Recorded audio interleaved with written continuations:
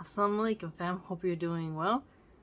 Now, there's some interesting points to deconstructing songs, both the ones that are made now, but also the ones in the past.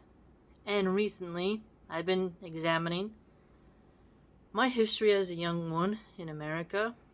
When I was growing up, the Britney Spears movement, the 90s, was a huge time for girls. And toy stores, they don't really exist anymore because of Amazon. But back when there was toy stores, there was a lot of products made with these girls' faces on it in the girl aisle. Okay? So I was looking at how have we kind of been led astray? How have we been brainwashed? How are we programmed psychologically through music? And how do we imitate the behavior of these Hollywood icons? And what are the results of imitating such people? Now, in Britney Spears' song Overprotected, I think there's some things here that we can say, that's not a very positive message for children, let alone children of religious people. And the reason why I really want Muslims across the world to understand this phenomena is because this strategic type of psychological warfare through music can be practiced on your country, and it's generational warfare, long-term warfare. So with Britney Spears, she was definitely a weapon used to really cause Christians a lot of harm, and some Christians don't acknowledge what has happened to their community and how they became so weak and how they lost so much power to the secular, liberal, atheist feminists. Music was one of the ways. In this song called Overprotected, she says, I need time, space, I need me. Now this is an interesting thing. I need me. Now you could think maybe she's talking about getting to know herself, exploration, but she doesn't say, I need Allah, I need God, I need something in terms of religion. She says she needs herself. Now, I don't mind a little self-reliance, but when it's coming from Britney Spears, you gotta, scrape off the sugar, open a donut, and see it's filled with not too good things. I need to make mistakes just to learn who I am. And I don't want to be so damn protected. Now notice this. I don't want to be so protected. I need to make mistakes. Yeah, people make mistakes. Okay? You learn through it, but you shouldn't romanticize the making of the mistakes, because some mistakes are so severe, you may not recover to learn from the next one. Right? When your parents protect you, they save you from some mistakes. Okay? If your grandpa tells you, turn right, and you say, well, I gotta turn left. You made a mistake, crash into a tree, total your car. You didn't listen to his advice, you made a mistake, now look. Right? Mistakes can have consequences. Sometimes, the way songs make mistakes sounds as if you baked cookies for 15 minutes instead of 20. Right? They try to make it sound like every mistake is this wonderful learning opportunity, and instead could be a tragic lesson, right? So when she's saying here she doesn't want to be protected, that she has to go through mistakes to learn who she is, she's leaving out, self-meditation in a way where you look inside yourself, self-reflection, introspection, going on a nice hike, having this peaceful type of interaction with yourself, reading great books. There's a lot of ways to get to know yourself, and by not just making random mistakes and asking to not be overprotected. And notice the over means unnecessary. No, it's necessary to protect your kids. There's a lot of traps for them by shaitan. Okay? If you notice, you pick up a puppy from a mother who just had pups, she's going to look at you. If you put a rope around a baby cow, the mom is right there. You want to pick up one of the baby chicks, that mama chicken, she's going to try to scratch you. A lot of animals really watch their young. Some reptiles don't. They watch the nest till it hatches and then they're on their way. Right? But still, the mamas are always watching what's going on with the little ones. So here you see an inversion. Humans are supposed to care more for their children because we are quite different. When our babies are born, they can't walk as fast as a horse. They can't start swimming like a shark. They're very vulnerable and helpless. And because of that, mothers are constantly tending to the needs of the baby. And as the child grows, the mother still guards and protects their child, but from different types of threats. You know, when they crawl, you gotta look out for a bead, a penny, make sure that they don't choke on a piece of pasta. And then when they get to their teenage years, you're watching boys, you're really trying to make sure they stay away from drugs. The type of care you give changes with their age. So you have to protect them from the new challenges that will come their way. If you let your guard down too much, a predator is always there. Both in nature, in the insect world, you see it. Opportunity is what the predator looks for. When it's the fish swimming and the eagle comes down and swoops him out. When it's a pack of hyenas who saw a baby cub, right, all by himself, he was away from the pack, the pride, get snatched up. You see a lot of opportunities that predators take. So there's been this phenomenon of mothers saying, don't be a helicopter parent. You know, it holds your kid back. But if you have a total free range kid, they become more wild and less tameable and a street runner. They're just always out and about, kind of causing trouble, running with gangs, right? So for me, I've had a bit of both worlds of not being watched a lot, could do whatever I want to the point where no one even asked me if I ate any food. I was walking on train tracks, climbing trees, but I was in a semi-safe neighborhood, but still, you know, that wasn't the best idea. Then when I lived with my mom, I had more of a protection because all the drug dealers, all the gun violence. My mom was way more sitting on the steps, making sure I was coming home. Calling me if I was late. She had to do it. And that feeling of her protecting me made me realize I gotta hurry up and get home. Not horse around after school. So there's a balance. Yes, sometimes you can protect your kid and then as soon as they're away from you, they go wild. But hopefully they'll bounce back and see that that's not recommended. There's a balance. And so she says here, because I believe in taking chances. But who am I to say what a girl is to do? God, I need some answers. Now here, this is an interesting play. She says, I need me. But then says here, like, God, I need some answers. Now, how is this? Is this, oh God, I need answers? Or is this, oh God, I need answers? Because there's a difference. One is simply saying the word God as a pejorative, as a classic statement. And one is actually invoking God. Is she invoking God? Or is she just saying it like a phrase? How am I supposed to know what's right? You just gotta do it your way. Aha! Aha! You just gotta do it your way. Now that can sound positive. Find your niche, do it, put your spin on it, have it, you know, in your element. But there's also the rebellion side. You know, don't do it the way God said. Don't do it the way your parents said, who have a lot of wisdom. Don't listen to grandma. Do it your way. And if she's just a girl, she doesn't have that much life experience. And if she has already previously said, I need me, and then she says, I believe in taking chances, but who am I to say what a girl is to do? You see these doubts. You see this naivete, this underdeveloped mindset that hasn't really been properly guided. So if she can't even kind of navigate how she should turn to a higher power, how she should turn to the wise people, instead is relying on her own naive young mind, you can see that she's clearly misguided. And doing it your way is a very inverted theme.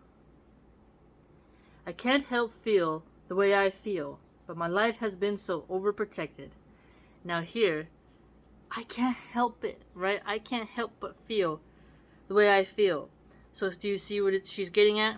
Just do it your way. I can't help the way I feel. These are things that are like the whispers of Shaitan that get you to let go of your inhibitions. They get you to indulge. That don't make you cautious and step back and say, maybe I should reflect.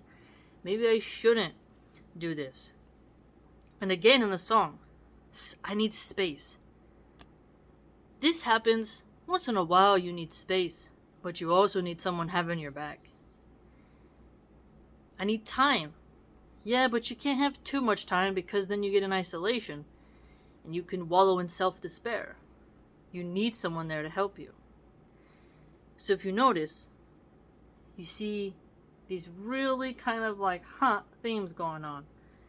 I just gotta do it your way. How am I supposed to know what's right?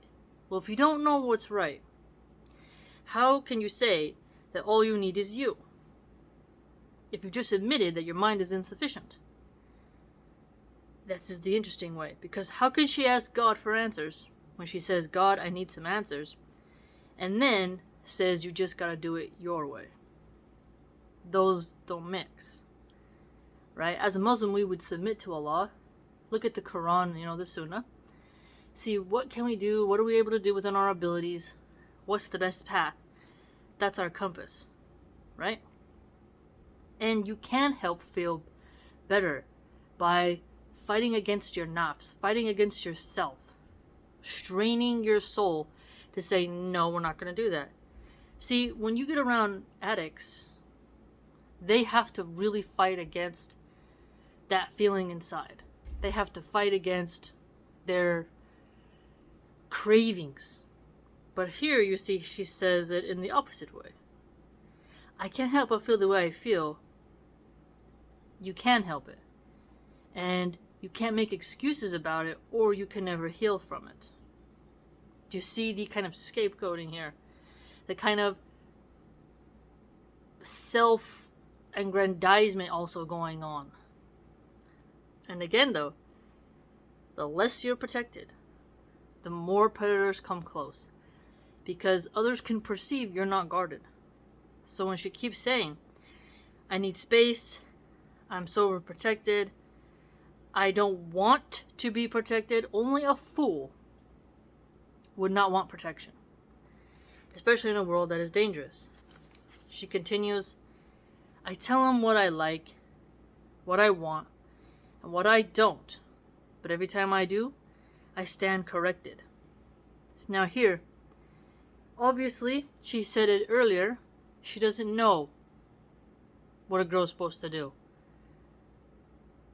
Of course, life isn't always about what you want. Okay? If you make a mistake, you have to be corrected in your behavior. Now you can rationalize and say, hey, I chose to do this instead of that. What do you think? And sometimes that person can give you an opinion and then leave it at that. But when you're a young girl, your hormones, your critical thinking, your life experience, you can perceive something and it's really not that way, especially when it comes to love. You're infatuated with some person and your parents could say, this guy's no good, man. It doesn't matter how handsome you think he is, he's a bum. We're not allowing it. And we're going to keep this loser away from you. We're going to protect you. Now she's asking to not be protected. And this shows you that this song isn't as innocent and empowering as it seems. Especially when we look at her record like I'm a Slave for You, the song Criminal. You can kind of see the undertones of her genre, her agenda. Things that I have been told I can't believe. What I hear about the world, I realize I am overprotected. Now here's a very tricky one. Things that I have been told. Could it be told about sin? Told about evil? Told about staying sober? told about modesty, told about listening to your parents. Okay? Usually when you've been told something, you've been standard corrected, you've been given wisdom, you've been given guidance. And when you're a bullheaded, stubborn, bratty teen, and you don't want to listen to your parents, usually this is where you get the ego of, I tell them what I like and what I want and what I don't want. When you dealt with some very tart, just stubborn little teens, you're just like, you can't be doing this, man. You gotta go do something else. It's just, we can't do it. You realize that invoking this rebellious nature causes a lot of problems and stress for the parents, especially when it's their duty to protect you. And it's really interesting when she talks about hear about the world. Usually that means your mom sat you inside, she's kept you protected and says, the world's a dangerous place, you gotta be careful, don't go to these places of sin, drama happens. And we know Britney had that song in the club. Usually parents, they warn their daughters to stay out of the club because of how much debauchery, degeneracy, druggings, stabbings, shootings, bad things happen in there. Okay? And here, if you say, well, I heard it was, I heard this about the world and I just saw it and it's not that way. That's usually what she's getting at in this song. Is that her parents warned her against something. This one time she did it and it was fine. Therefore she thinks everything's a lie. And therefore she rejects the advice of her parents because she got away with a sinful activity with no scratch marks. And this is how you know that you have to protect your children, because they'll make mistakes. You guide them, but there's a certain level of maturity per each child, and even then things will happen, right? But your parents are supposed to protect you. And parents, ironically, didn't protect their children from this song that was asking for less protection, which is even more sad. I realize I am overprotected. This, again, she's mentioned it several times, and the title of the song was Protection. So it's guilt-tripping parents into thinking that protecting your kid, you should feel bad for that. Instead, you should let your kid have more experiences. And when your kid's traumatized or something bad happens, you should just think, well, I had to let her experience it. I had to let her be free. No. You delegated your authority to nothing. And your kid was pounced on. It ain't right. I don't need nobody telling me just what I wanna, what I need to do about my destiny. Kind of a weird phrase, but it repeats that phrase. So I don't need nobody telling me. Think of the rebellion here. I tell them what I like, what I want. I don't need nobody. I'm overprotected. Do you see the tone? Do you see it? This kind of little goat-headed mischievousness popping out. Before you're like, oh yeah, she's just a girl, and she probably just wants to go have a sleepover. But really, it's less protection so she can go commit sin. So she can engage in behavior that is risky. Right? She can't control her destiny necessarily. Allah subhanahu wa ta'ala controls our qadar, our destiny. And being protected helps you to stay safe. You have to have the balance. I just say no, nobody's telling me just what I want to do. Ha! Again, another rebellious thing. I say no, nobody is telling me just what I want to do. So again, if they're telling her, they correct her when they say they stand corrected. So they're correcting her assumptions, giving her advice, trying to help her see what's best, and she still wants to not hear nothing from nobody. If it's something trivial, I understand. But there are things that are not that trivial, that you need some serious counsel for huge life-changing decisions. I'm so fed up with people telling me to be someone else but me. Now this is another really kind of satanic theme. How so? Because people could say you need to be better, you need to change, you need to grow, you need to work on yourself, self-improvement, constantly fixing your errors, developing, growing, excelling. Now, if she's just but me, this sounds like someone saying, I'm perfect the way I am, which is not true. This is not true. Everybody has some sin, some fault, some error that has to be repaired. So she's fed up with people telling her to act different than the way she's acting. Who is me? Do you see what she's getting at here? But me. But how are you acting?